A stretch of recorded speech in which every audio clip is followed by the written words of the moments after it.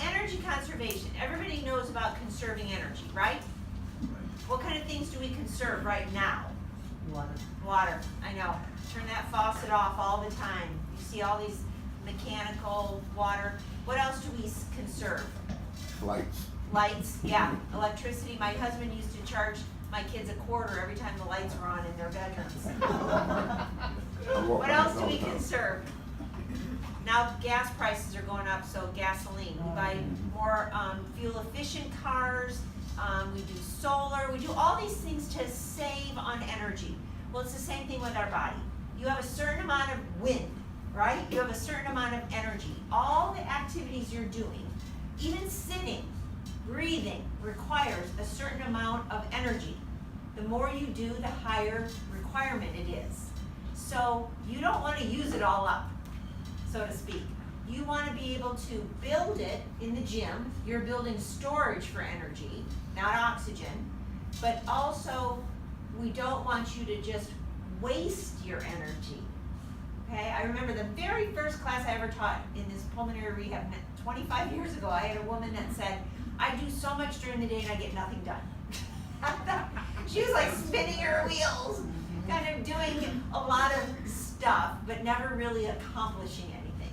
So there is a chapter in your book about energy conservation, and it talks about the things that we're going to talk about today. But this is kind of the rules and the tips on things that will help you reduce your shortness of breath when you're doing it, reduce your fatigue while you're doing an activity, and make you feel at the end of the day you don't collapse in your bed saying, whoa, I'm exhausted, okay? Just for instance, you sitting, do you know that you're using 50% less energy than me standing? I have to hold my body up, plus I'm talking. So I need a lot of oxygen, more oxygen. I'm consuming more oxygen and requiring more energy to stand up.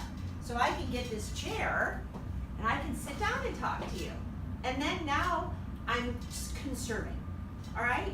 So that's one of the tips. Sit when possible, when you're doing activities.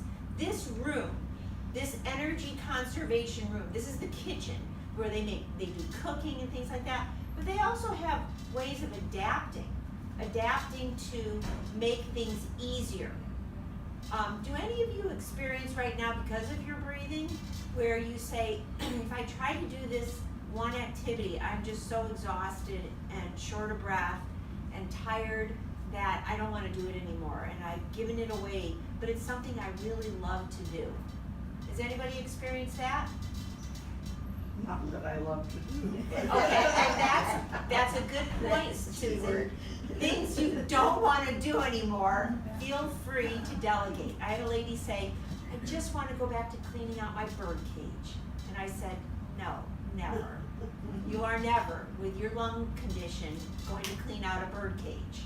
So, with that, I said you have to delegate that. Or you have to get rid of your birds. Or do birds go outside? Birds don't live inside. Well, that didn't go over very well. So what are the things that you think you like to do, but you've given up doing it because of your breathing? Taking a long walk. Taking a long walk. Yep. Yeah. But see, all the time that you're in the gym and hopefully exercising at home while you're not here, you're going to build up the endurance so that you can take walks. The key with that, Carol, is pacing. Now I remember Christmas Carol. Carol, pacing. When you're taking a walk in your neighborhood, walk long and pace. Get out and smell the beautiful outdoors, even though it's been chilly outside. Take advantage of the weather and the beauty that we have around us, because it not only helps you physically, but it helps your mental, doesn't it? Walking on the beach or walking near the beach. All those things that a lot of people with breathing conditions or other kind of conditions just feel like, I just don't want to leave my house, I don't want to leave my bed, I don't want to leave my chair. But we know that that's a spiral. So, going back to doing some of the things that you used to do and see if you can do them easier by using some of these tips to do them, okay? So the first one, planning. Why do I have planning as number one? Why is it important when you look at your calendar or you think about the day, you say, what am I gonna do today? Do you ever do that? Oh yeah. Does anybody make a list? Lists? A list. I like that, Jim. Lists. And when you look at it, do you go, whoa, well, that's way too much. How am I gonna get all this done? And you have to say, I've gotta eliminate some things. I've gotta delegate some things. I've gotta organize how I do them, or I've gotta maybe move them to another day where I can't do all these things. One of the key things I want you to think about when you are planning a day is, I'm gonna look at activities that require a lot of energy, high energy, H-E, high energy, like going for that walk. And you say, I'm gonna alternate it with activities that are low energy, L-E. So you wanna always alternate. So, for instance, you guys drove in, which can be stressful. You come here, we tell you to get your blood pressure, and we immediately get you exercising. High energy. You're consuming a lot more oxygen when you're riding the bike or walking on the treadmill or doing the weights. That requires energy. Now, what are you doing? Low energy. You're sitting, you're recovering. Always think about everything you do when you're planning. I'm gonna make sure that I'm not piling up too many high energy tasks, right? That's where delegating, organizing, modifying, eliminating, those are the things that can allow you to say, okay, I look at my list and it's manageable because I've recruited help or I've changed the way I do things. Oh, she just took my energy. Yeah. No, you're fine. I was just demonstrating to them. Okay, so also, do you also notice you are a group that came in early? Do you know the 1 o'clock in the afternoon, we're gonna meet another group?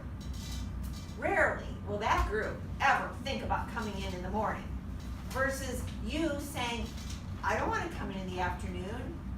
I don't have much energy. I'm exhausted by 3 o'clock in the afternoon. I need to take a rest. So I'd rather get all my heavier activities in the morning. Do you feel that way? Oh, yeah. We know. We have 7 o'clock in the morning people who are just standing there waiting to come into rehab, and we have people that go, oh my gosh, I think I'm dreaming at 7 o'clock in the morning. You could never get me up and out of my house at 7 o'clock in the morning. So everybody has to look at when they feel they have more energy. That's when you want to choose to do these higher energy tasks, okay? So probably for you guys, on the days you're not here, you may be choosing to exercise in the morning, right? Yes. Okay, Yeah. good. I'm nodding for you. Yes, good. Okay, all right. And then maybe by the evening, you're ready to relax and unwind.